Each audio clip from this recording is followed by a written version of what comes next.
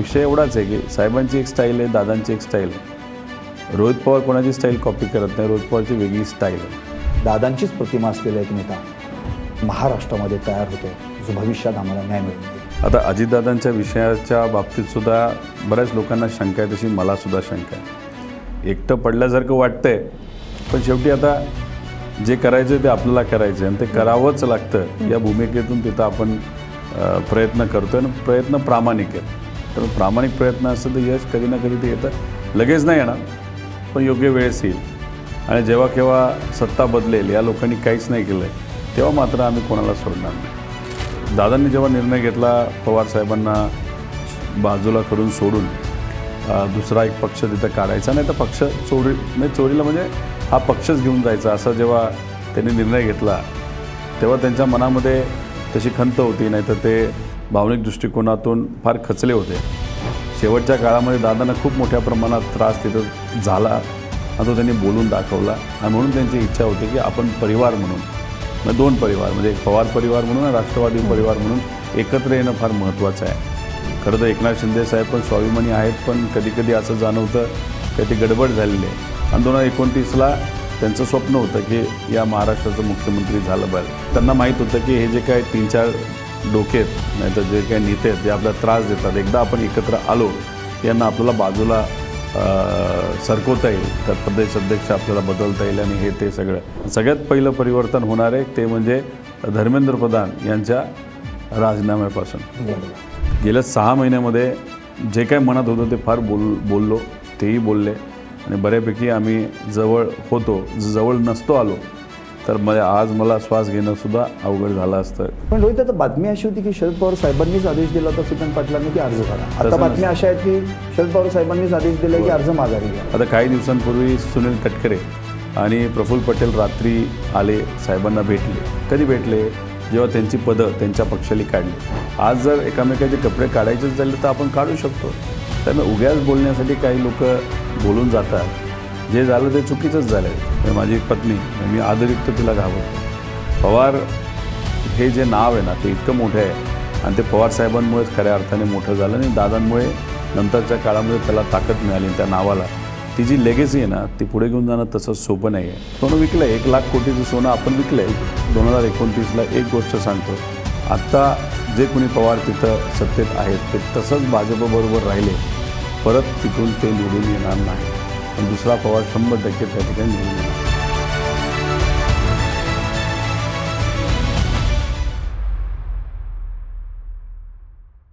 सांदा असू की बांधा की शेतकऱ्यांचा कांदा, सध्या महाराष्ट्रात घुमतोय एकच आवाज, रोहित दादा, रोहित दादा.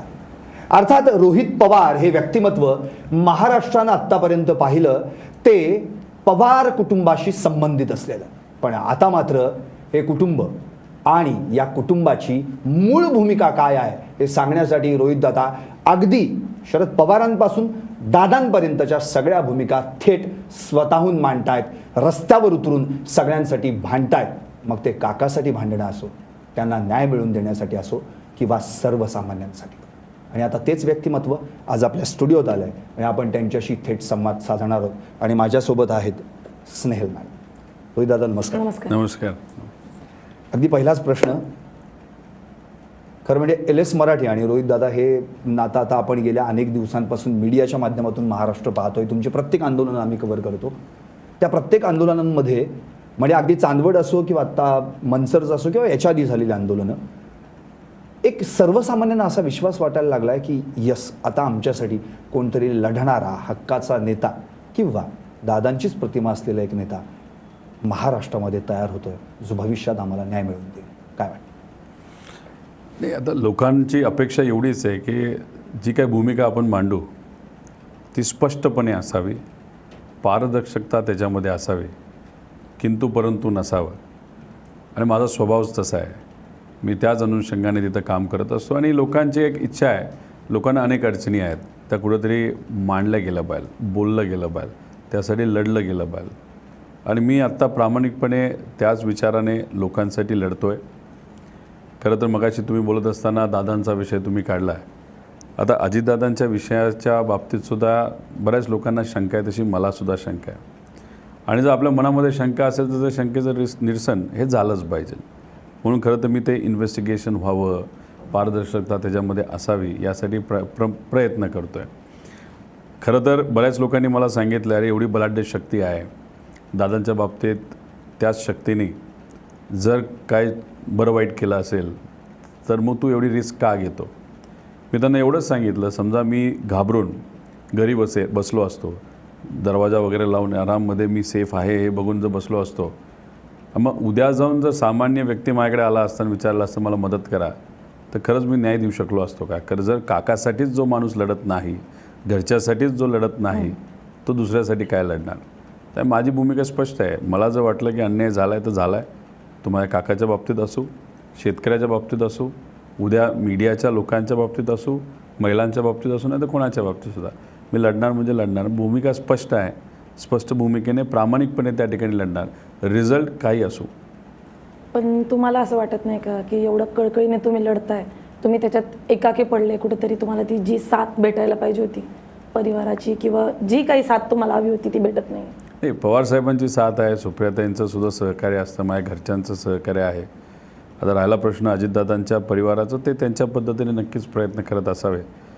पण काही प्रमाणात हो असं वाटतं की जे लोक दादांना माझा मित्र आहे म्हणायचे, माझे फार जवळचे संबंध आहेत असं म्हणायचे, आज ते मात्र त्या ठिकाणी कुठेही खूप जास्त ताकदीने प्रयत्न करताना दिसत नाहीत. पण मी जेव्हा सोशल मीडिया बघतो, तुमच्यासारखे मीडिया चॅनल्स बघतो, पत्रकार बघतो, कार्यकर्ते बघतो, पदाधिकारी बघतो, त्यांचा मात्र मला सपोर्ट आहे असं दिसतं आहे. आणि मग तेवढाच सपोर्ट काफी आहे. बाकी मोठे नेते देतात नाही देत माहीत नाही, पण महाराष्ट्रातला मराठी माणूस नाही तर महाराष्ट्रातले सामान्य लोक जर तुमच्याबरोबर ठामपणे उभे राहतील, बाकी कुणी नसलं तरी चालतं आहे.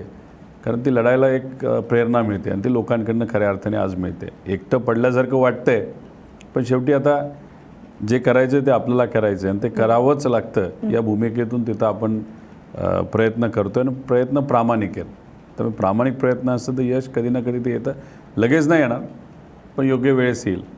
आणि जेव्हा केव्हा सत्ता बदलेल, या लोकांनी काहीच नाही केलं, तेव्हा मात्र आम्ही कोणाला सोडणार नाही. या 28 मेला अजितदादा जाऊन 4 महिने पूर्ण झाले आणि त्याच दिवशी तुमचं पत्र अख्ख्या महाराष्ट्रानं ते ऐकलं, वाचलं, मीडियामध्ये बातम्या झाल्या, मिस यू काका म्हणून. त्यातलं एक वाक्य होतं आणि ते वाक्य जबरदस्त होतं की तुम्हाला अजितदादा म्हणाले होते, रोहित तू खूप हुशार आहेस, पण राजकारण लय वंगाळ असतं. आणि अजितदादा ज्यावेळी ते विचारलं किंवा ते म्हणत होते त्यावेळी मला फारसं मी म्हणजे लाईटली घेतलं, पण आता त्याचा अर्थ कळतो आहे असं तुम्ही त्याचं उत्तर पण दिलं. आणि खरंच राजकारण किती वंगाळ आहे हे आता प्रत्यक्षात बघतो. पण असं वाटतं की आता राजकारणाला जे काही वंगाळपणा आला आहे त्यासाठी ते एक नवीन वंगण म्हणून रोहित पवार घेऊन फिरणार, त्याला फासणार आणि सगळ्यांना जागेवर आणणार. खरं हा संस्कृत शब्द आहे आणि अजितदादा नेहमी हा शब्द वापरायचे. वंगाळ म्हणजे अतिशय गलिच्छ आहे आणि आज तशीच काही परिस्थिती आलेली आहे. म्हणजे तुम्ही इलेक्शनच्या काळात सुद्धा जर बघितलं तर पैशाचा वापर, गुंडाशाहीचा वापर, प्रशासनाचा वापर, दडपशाहीचा वापर हा खूप मोठ्या प्रमाणात त्या ठिकाणी झालेला आहे.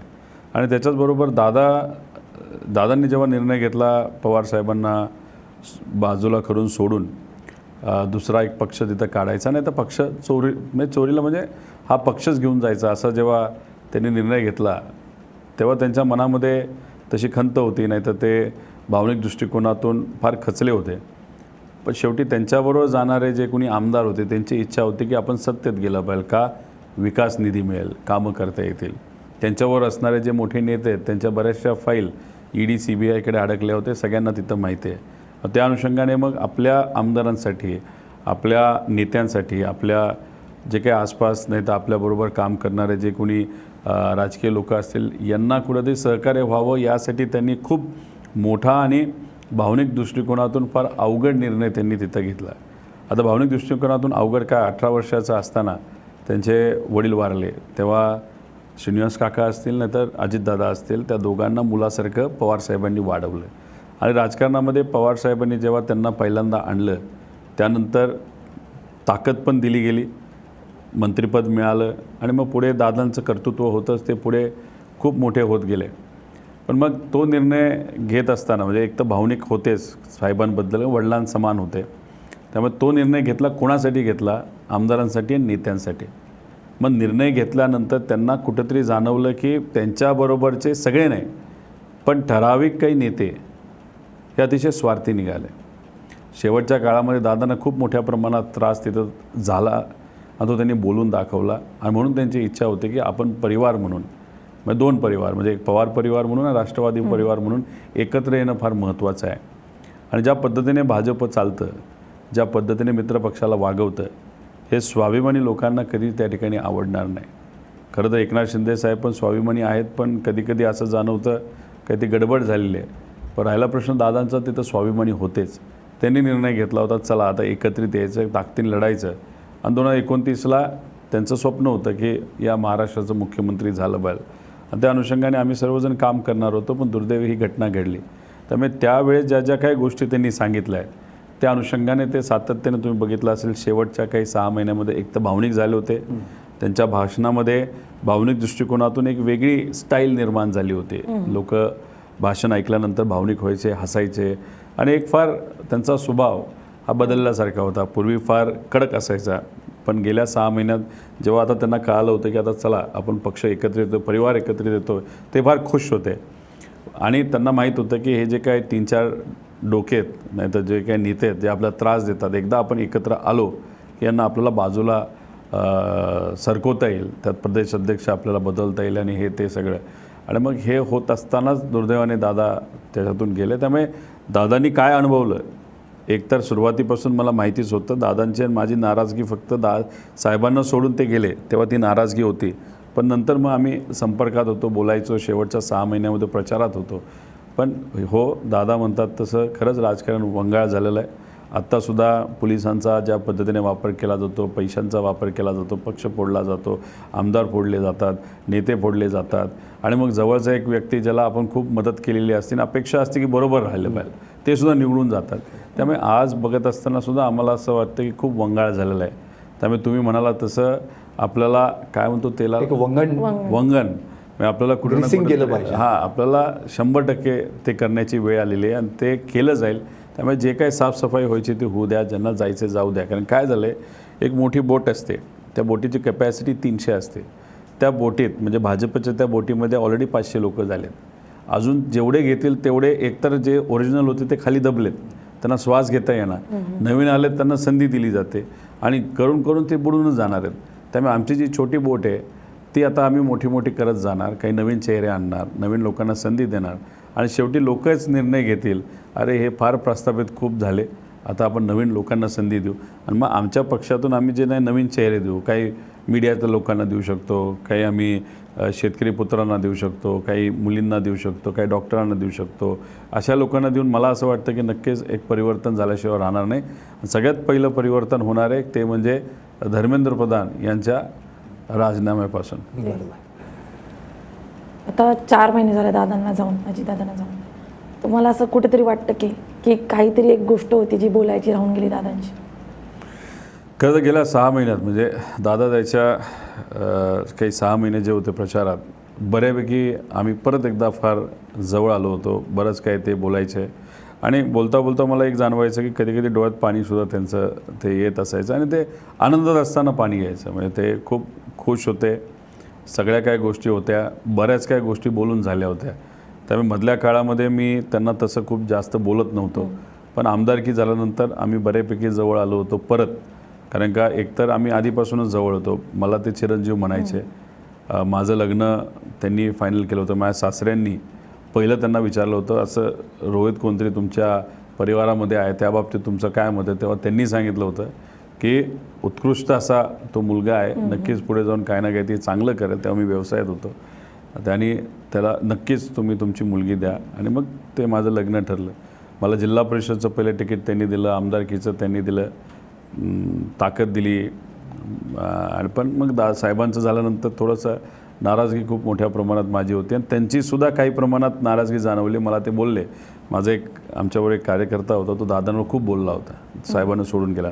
म्हटलं साहेब बघा हा तुमच्यावर खूप बोलला आहे. अरे सोड ना, तोही बोलला आणि मी चुकीचं बोललो, आता विषय संपला, गंगेला मिळालं आणि चला आता एकत्रित येऊ. त्यामुळे या म्हणजे बोलायचं खूप काही राहिलं आहे. पण योगायोग म्हणा, पण दुर्दैवी तो योगायोग म्हणावा लागेल कारण दादा आज आपल्यात नाही आहे.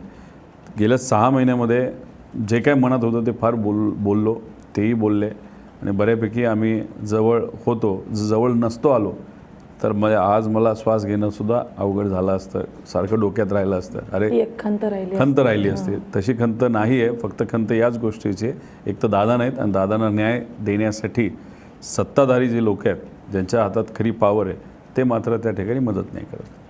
थोडंसं तर जरा राजकारणाकडे येऊयात. तुम्ही तर MCAचे अध्यक्ष आहात, त्यामुळे तुम्हाला काही बॅटिंग बॉलिंग ह्याच्यासाठी काही वेगळं नवीन नाही आहे. आजच विधान परिषद आणि स्थानिक स्वराज्य संस्थांच्या संदर्भामध्ये अर्ज माघारी घेण्याची शेवटची तारीख होती. तर आता आपल्या वाट्याला 3 जागा होत्या आपल्या पक्षाकडे, आणि पुणे, ठाणे, सातारा, सांगली. पुणेही गेलं आणि ठाणेही गेलं. परिस्थिती अशी झाली की पुण्यामध्ये काकडेंशी काय शरद पवार पक्षानं वाकडे घ्यायचं ठरवलंच नाही, उमेदवार लढवायच्या आधीच बाजूला घेतला, आणि ठाण्यात पण तिकडं रवींद्र फाटकांसाठी फाटक खोलून दिलं विधान परिषदेचं. असं का केलं? का झालं हे मला माहीत नाही. व्हायला नको पाहिजे होतं आणि ते साहेबांनी केलं असं म्हणून चालणार नाही. खरं तर पाटलांशी पण बोलावं लागेल. त्यांनी दडपण घेतलं का वेगळं काय कारण होतं तर समजून घ्यावं लागेल. कारण का नाराजगी इतकी होती काकडेंबाबत, उलट पाटील कदाचित आमदारसुद्धा होऊ शकले असते त्या नाराजगीचा फायदा घेऊन. मला आठवतं त्यांच्या वडिलांना आमदार करण्यात शरद पवारांचाच मोठा हात होता. नाही, साहेब अनेक लोकांना साहेबांनी मोठं केलेलं आहे, सहकार्य केलेलं आहे. पण आज माघार का घेतली हे मला तरी त्या ठिकाणी पटलेलं नाही, नाही तर कळलेलं नाही. पण एक आहे, माझं सातत्याने एकच म्हणणं असतं, ठीक आहे 10 मतं मिळतील, पडू, काही असेल, लढायला काही हरकत नाही, लढलं पाहिजे. तसं माझं अजून पाटलांशी बोलणं नाही झालं. पण मला एक विश्वास आहे, त्यांना वरून कुणी सांगितलं नसेल, काहीतरी व्यक्तिगत कारण असेल. दुसरं काय, काकडेंकडे म्हणजे काकडेंनी तर नेत्यांनासुद्धा पैसे दिलेत. पण रोहित, आता बातमी अशी होती की शरद पवार साहेबांनीच आदेश दिला होता श्रीकांत पाटलांनी की अर्ज भरा. आता बातम्या अशा आहेत की शरद पवार साहेबांनीच आदेश दिला की अर्ज माघारी घ्या. कसं असतं की साहेबांची ती गोष्ट बरोबर आहे का चूक मला सांगता येणार नाही, पण साहेबांचे घराचे दरवाजे सगळ्यांसाठी उघडे आहेत, ऑफिसचे दरवाजे सगळ्यांसाठी उघडे आहेत. त्याचा गैरउपयोग नाही तर गैरफायदा अनेक लोक घेतात. आता काही दिवसांपूर्वी सुनील तटकरे आणि प्रफुल्ल पटेल रात्री आले, साहेबांना भेटले. कधी भेटले? जेव्हा त्यांची पदं त्यांच्या पक्षाली काढले आणि तिथं गेल्यानंतर चहाच पिले असतील. आणि पवारसाहेबांनी सुद्धा सांगितलं ती काय राजकीय भेट नव्हती. त्याचा फायदा कोणी घेतला तर सुनील तटकरे आणि प्रफुल्ल पटेल, कोणावर दबाव आणण्यासाठी, त्यांच्या पक्षाच्या प्रमुखावर. आता काकडेसुद्धा सकाळी गेले असं मला कळालं. त्यामुळे दरवाजे जे उघडे असतात त्याचा फायदा हे जे राजकीय लोक घेतात, त्यात काय म्हणायचं, म्हणजे पवारसाहेबांचं मोठं मन का मग हे जे काही विचित्र लोक आहेत. या विधान परिषदेच्या आत्ताच्या सगळ्या परिस्थितीमध्ये तुम्ही पण आहातच ना त्या पक्षामध्ये, तर तुम्हाला पण कुठे ना कुठेतरी ते विचारलं गेलंच असेल ना? नाही, मी आमदार आहे आणि मी या प्रक्रियेमध्ये का नव्हतो, कारण त्यात मोठे नेते होते. त्यात समजा शशिकांत शिंदेजी होते, त्यानंतर सुप्रियाताई होत्या, जयंत पाटीलजी होते, त्यानंतर आपले आव्हाळजी होते, असे सगळे मोठे नेते होते. आमच्यासारखे छोटे कार्यकर्ते. पुण्यातली काँग्रेस नाराज आहे म्हणते शरद पवार साहेबांच्या पक्षानं ऐनवेळी असं माघार घेणं गरजेचं जे आहे ते. नाही बघा, आता ते जर पुण्याबद्दल बोलत असतील, मग सोलापूरमध्ये त्यांच्याकडनं का चूक झाली? त्यांच्याच एका कार्यकर्त्यांनी ही माझी सही नाही असं सांगितलं. आज जर एकामेकाचे कपडे काढायचेच झाले तर आपण काढू शकतो. त्यामुळे उग्याच बोलण्यासाठी काही लोक बोलून जातात. जे झालं ते चुकीचंच झालं आहे. सोलापूरला पण चुकीचं झालं, इथेही चुकीचं झालं आहे. ते व्हायला नको पाहिजे होतं. हे नक्कीच आपली भूमिका आहे. पण मग बोलून मोकळं व्हायचं हे नसतं. राजकारणामध्ये कधीकधी काही गोष्टी बोलत असताना हास्य पण ठेवायचा असतो. लगेच बातमी व्हावी म्हणून तुम्ही बोलत असाल की असं झालं तसं झालं, ह्याला आपण उतावळेपणा म्हणू शकतो. सातारा सांगलीचं काय होईल? अभयसिंग जगताप वर्सेस धैर्यशील कदम.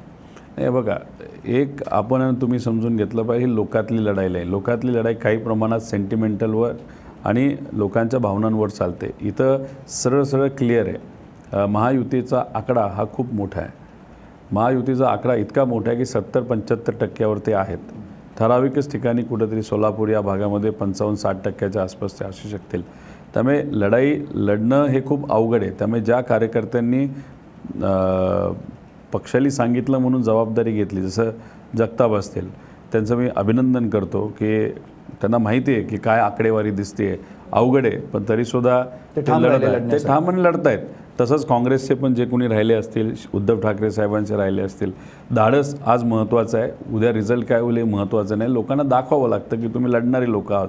ज्यांनी माघार घेतलं त्यांनी स्वतः माघार घेतली असेल, त्यात काही वेगळं समीकरण नसेल. जसं काही ठिकाणी जसं अहिल्यानगरमध्ये लंकेताई उभा राहणार होत्या, पण काँग्रेसचा जो अपक्ष उमेदवार उभा होता तरी मागे घेतलं का मला माहीत नाही, तो काँग्रेसचा खास आहे. काँग्रेसच्या चिन्हावर तो नगराध्यक्ष लोकातून झालेला आहे आणि थोरात साहेबांच्या एकदम जवळचा आहे. आता थोरात साहेबांचं जे गाव आहे आपलं संगमनेर, तिथे त्यांनी ठीक आहे पंजा वापरला नसला तरी त्यांनीच तिथले सगळे नगरसेवक निवडून आणले होते. तिथं आम्ही म्हटलं की चला आम्ही माघार करतो, तुमच्या उमेदवाराला आम्ही पाठिंबा देतो. त्यामुळे हे जे कोणी लढणार आहेत त्यांच्या पाठिंब्याला उभं राहावं लागेल. आणि जे माघार घेणारे लोक आहेत आणि स्वतःहून घाबरून घेतलं असेल का आर्थिक दृष्टिकोनातून त्यांना लाभ झाला असेल तो त्यांचा विषय. पण लोक माघार घेणाऱ्याला हारणाऱ्यांना ओळखत नाहीत, लढणाऱ्याला ओळख ठेवतात. राष्ट्रवादीच्या विलीनीकरणावर काय म्हणतात? नाही होणार नाही, मला तर वाटत नाही. अजितदादांची तशी इच्छा होती, मग आता हो पण होणार नाही की होऊ देणार नाही? नाही विषय मी कोण आहे होऊन न देणारा. भाजपला सोडणार असेल तर होऊ शकतं ते. तुम्ही भाजपच्या मांडीला मांडी लावून बसून इथं आम्हाला सांगताय की चला एकत्र येऊ.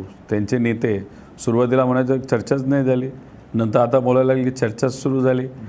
चर्चा झाली होती आणि दादा नसतील तर त्या पार्टीमध्ये जाऊन तरी काय करतात, हे विलिनीकरण करून तरी त्या ठिकाणी काय करतात. त्यामुळे मला वाटत नाही विलिनीकरण ते त्यांच्याबरोबर असताना होईल.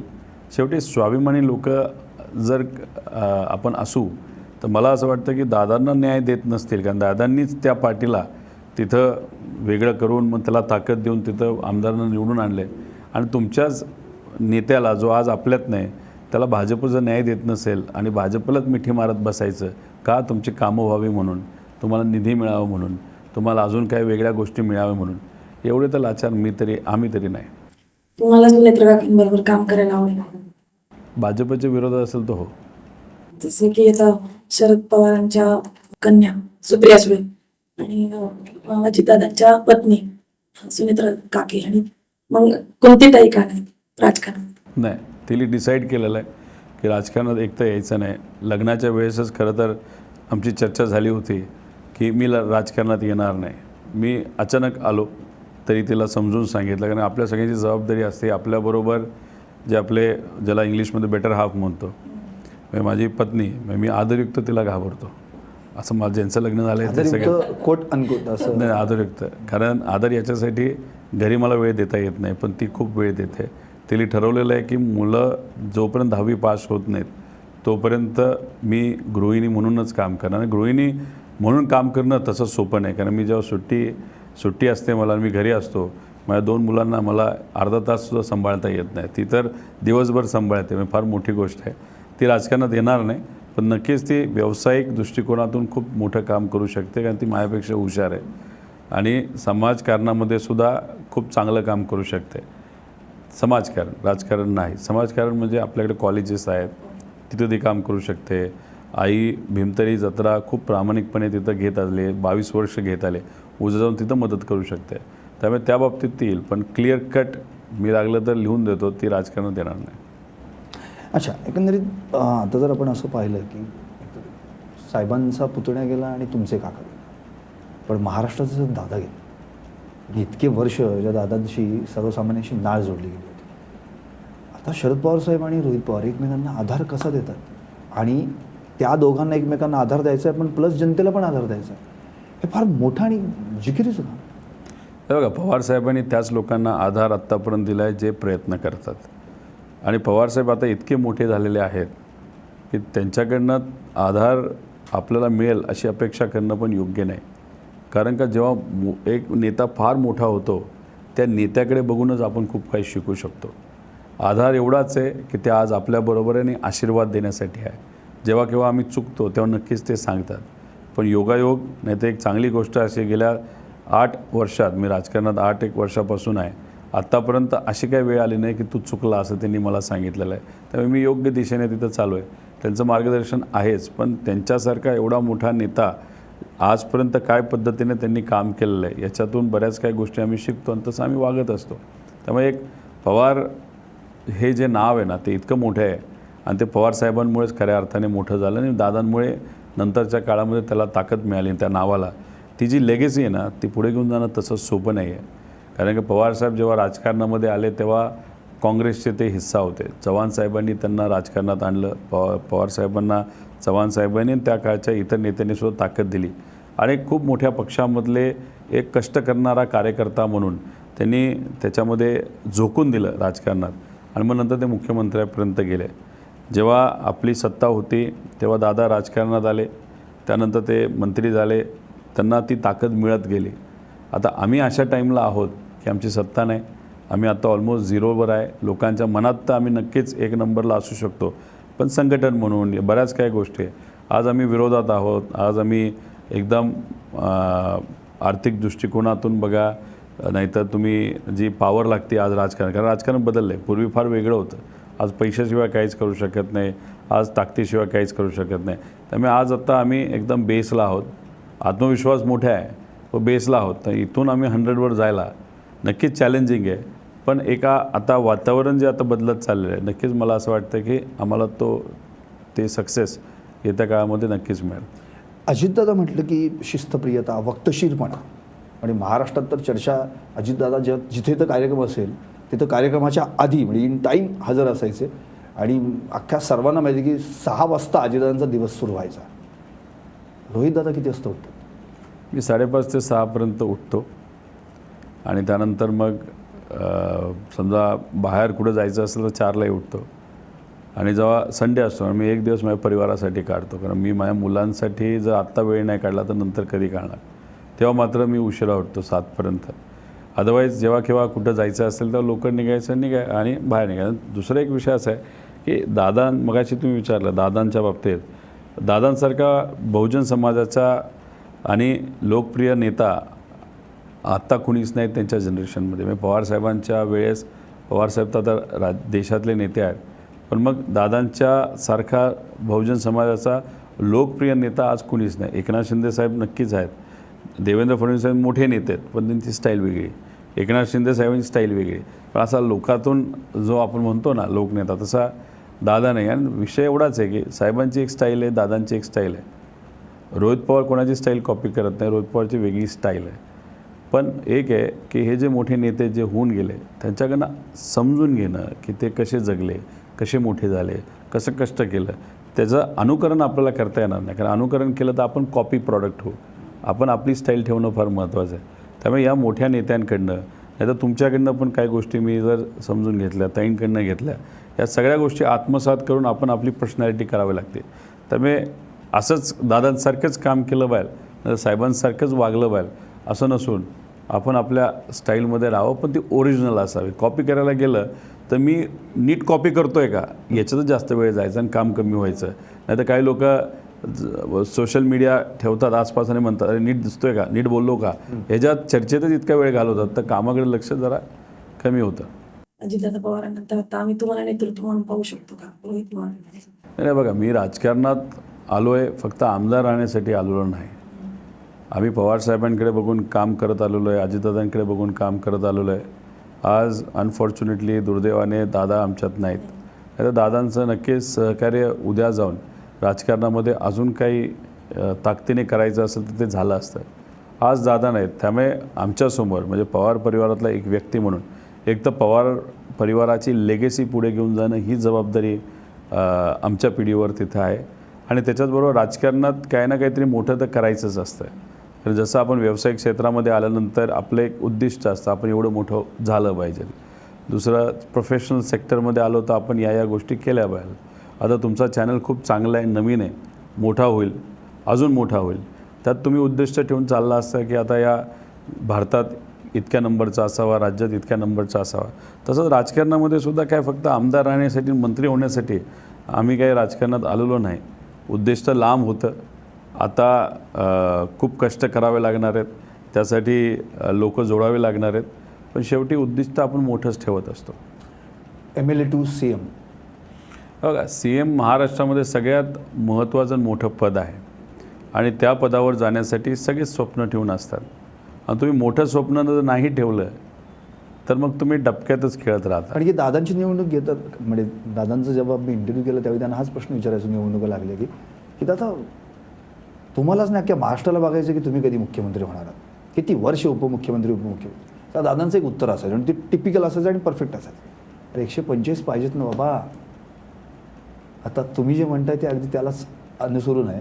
याचा अर्थ एवढे सगळे MLAs, एवढी सगळी मोठी पार्टीने एवढं सगळं लिहून येऊन लोकांचा तेवढा आपल्याला जनाधार मिळाला पाहिजे. आता ती संधी आहे रोहित पवारांकडे, because you are young. So ते होऊ शकतं. ते करण्यासाठी रोहित पवार काय पाऊल उचलतात? नाही, काही होऊ शकतं. कारण शेवटी आता तुम्ही जर बघितलं असेल काही वर्षांपूर्वी उत्तर प्रदेशमध्ये जे SP हा जो पक्ष आहे, समाजवादी पक्ष, त्याचे 2 खासदार होते. बरोबर. आणि माझ्या अंदाजाने काहीतरी 20-25 आमदार होते. आता त्याचे 100च्या पुढे आमदार गेलेत. खासदार भाजपपेक्षा जास्त निवडून आलेले आहेत. आणि भाजपपूर्वी काय होतं, 1 खासदाराचा 1 का 2 खासदार होते. त्यामुळे आज ते खूप बलाढ्य झालेले आहेत.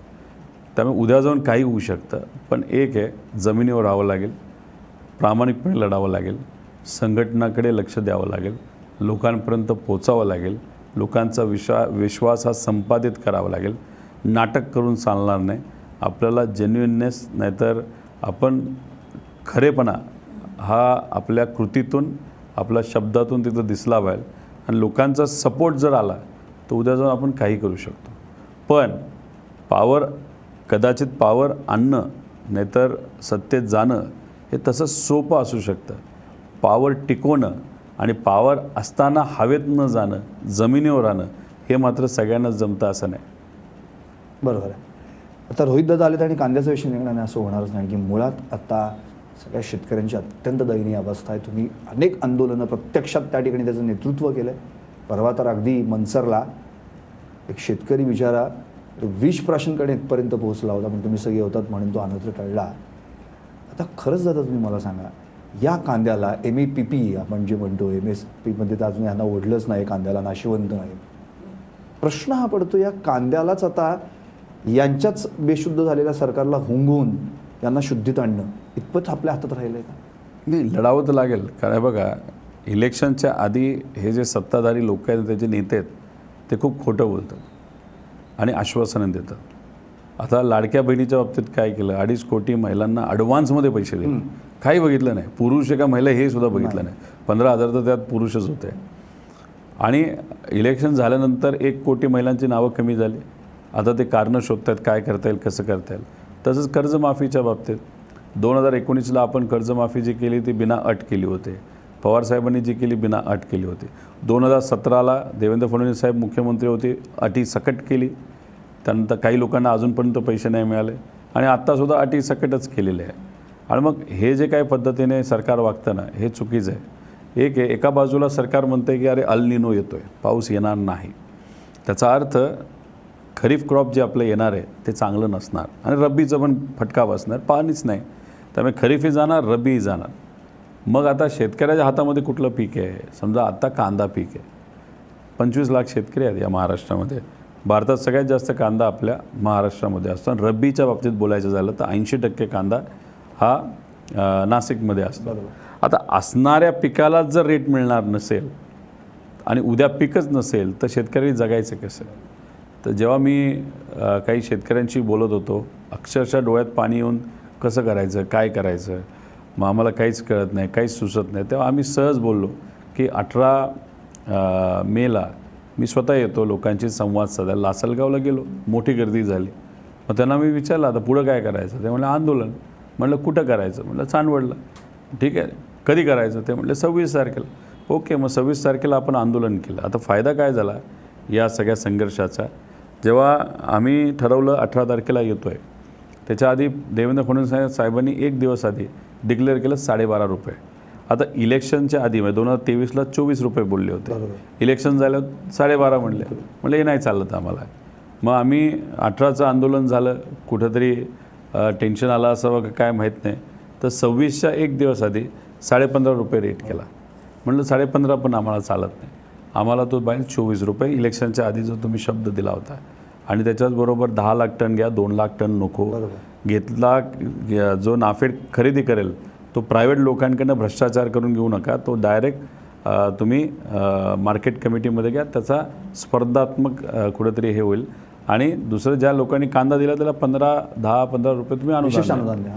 आता याच्यात काय झालं, एकतर आम्ही संघर्ष केला, शेतकरी एकत्रित आलं. मग आमचं काय शेतकरी जर एकजूट झाला, सामान्य लोक जर एकजूट झाला तर फायदा कसा होतो बघा.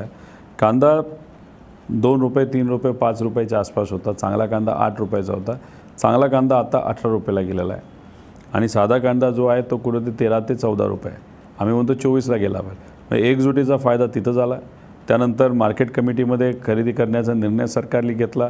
प्रक्रिया तिथं सुरू झाली. 2 लाख नको 10 लाख करा, तेही मान्य झालं.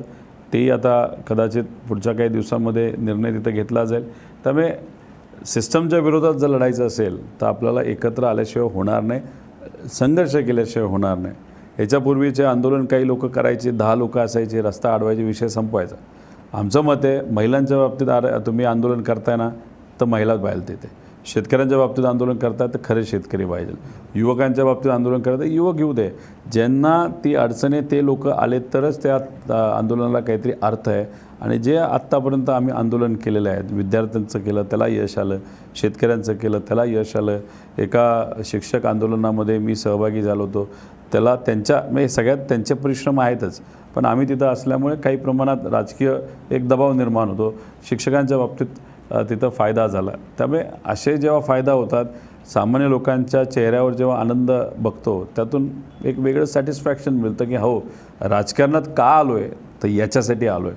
राजकारणात काही पैसे कमवण्यासाठी आलो नाही. पैसे आहेत खरे बऱ्यापैकी, आणि राजकारणामध्ये तो पैसा वापरणं आणि राजकारणाला पैसा घरासाठी वापरणं हे कधीही उचित नाही. जेव्हा हे गणित समीकरण चुकतं, कष्टाचा पैसा राजकारणासाठी वापरला तर धंदा संपतो, घर संपतं.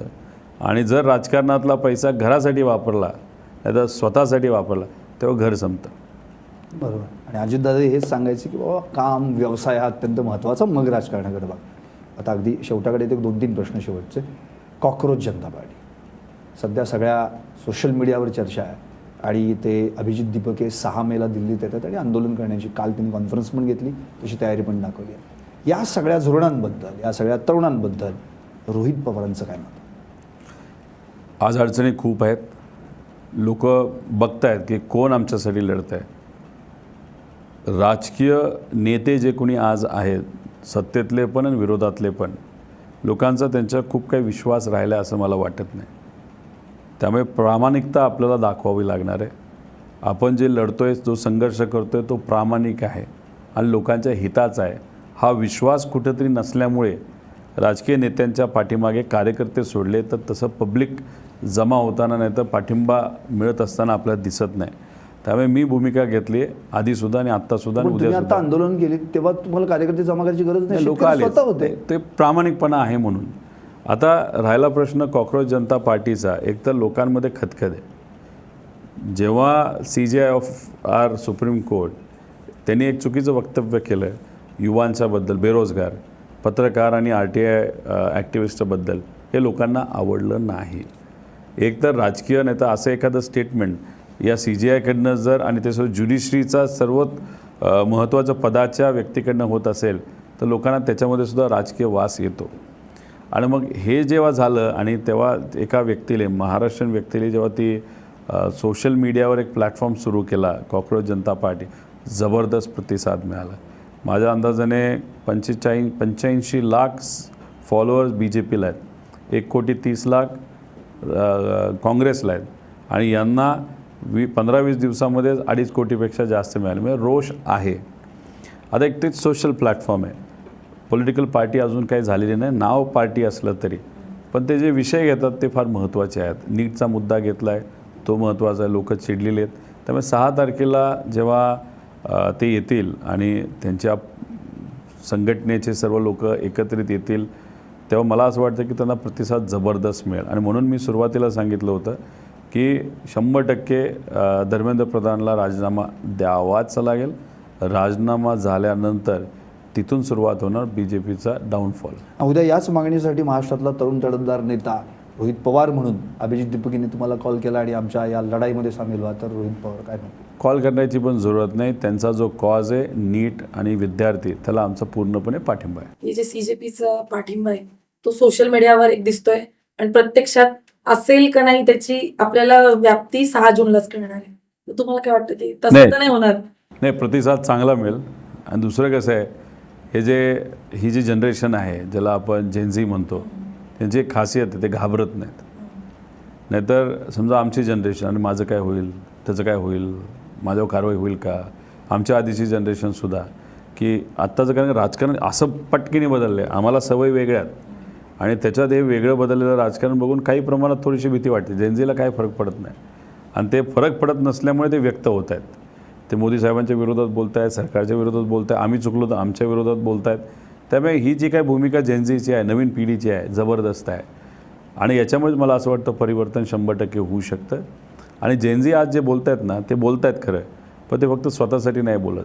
त्यांची आधीची पिढी म्हणजे त्यांचे आईवडील जे आज बोलत नाहीत पण खंत व्यक्त करतात, जेवताना बोलतात, नाश्ता करताना बोलतात, सुट्टीच्या दिवशी बोलतात, पेपर वाचताना बोलतात आणि ती जी संवाद आहे, ती जी चर्चा आहे, त्याच्यामुळे जेनझीचं जे काही एक पर्सनॅलिटी ती डेव्हलप झालेली आहे. त्यामुळे उद्या जाऊन हीच लोकं ठरवणार आहे सरकार ठेवायचं का पाडायचं. आणि मी सांगतो तुम्हाला, भाजपचा डाऊनफॉल हा याच्यासाठी सुरू झालेला आहे की भाजप घाबरलेलं आहे.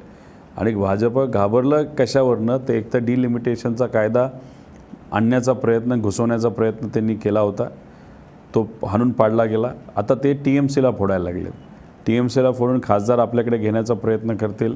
DMKला फोडून DMK होईल नाही होईल मला माहीत नाही, पण अशा पद्धतीने ते खासदार जुळवाजुळव करून डिलिमिटेशन परत एकदा अधिवेशनात आणण्याचा प्रयत्न तिथं करतील. म्हणजे कुठंतरी ते घाबरलेत आणि अहंकार जेवढा वाढेल ना तेवढा तो दिसतो आणि तो दिसला की लोक उत्तर देतात. हे पूर्वीसुद्धा झालेलं आहे. म्हणजे एक तर लीडर नसतानासुद्धा जेव्हा इमर्जन्सी आणली होती, लोकांनी निर्णय घेतला यांना बाहेर काढायचं. म्हणजे आता वेडकी फुगायला लागली असं 100%. आता लोकांना कळायला लागले की खरंच सोनं विकलं का नाही विकलं. सोनं विकलं आहे, 1 लाख कोटीचं सोनं आपण विकलं आहे.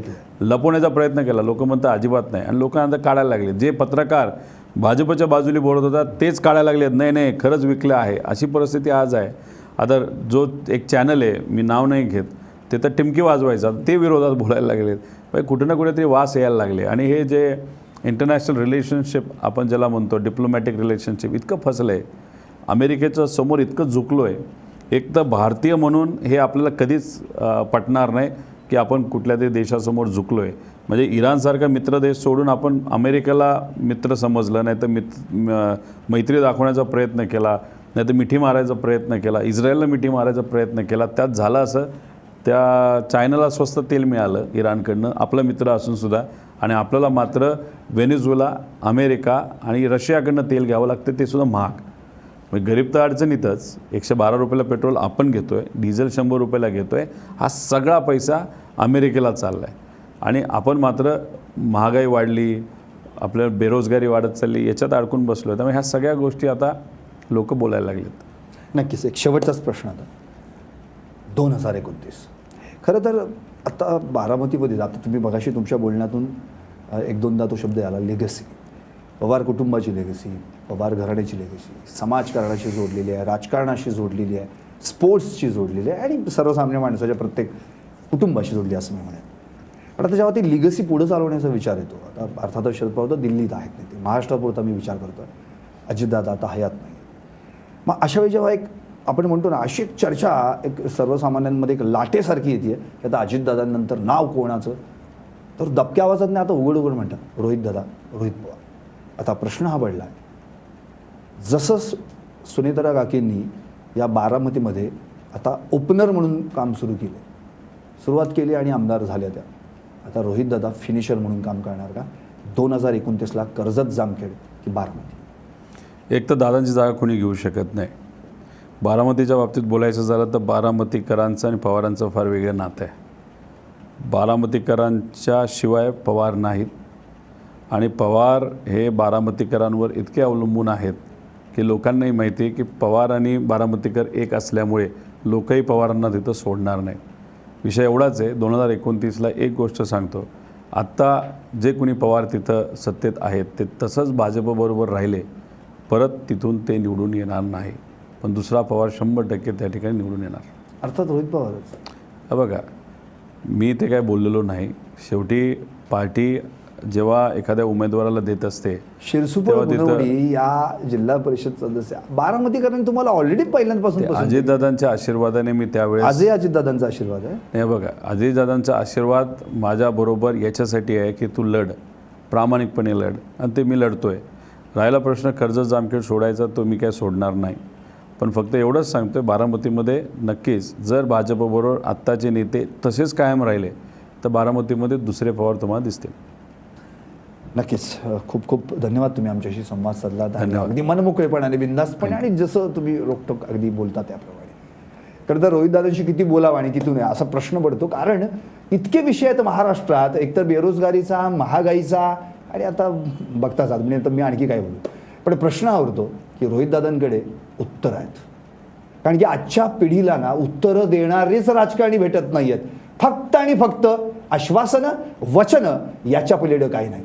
पण एक असा नेता येतो जो बदल घडवण्याचा विचार करतो, कारण या ठिकाणी कॅलेंडरनुसार नेते बनतात आणि कॅलेंडरनुसारच नेते बदलतात. पण खरं म्हणजे दिशा बदलणारा नेता असायला लागतो, दिशा देणारा नेता असायला लागतो. महाराष्ट्राची दिशा आणि पुढचं नेतृत्व कदाचित रोहितदादांच्या मधूनच पुढे येईल.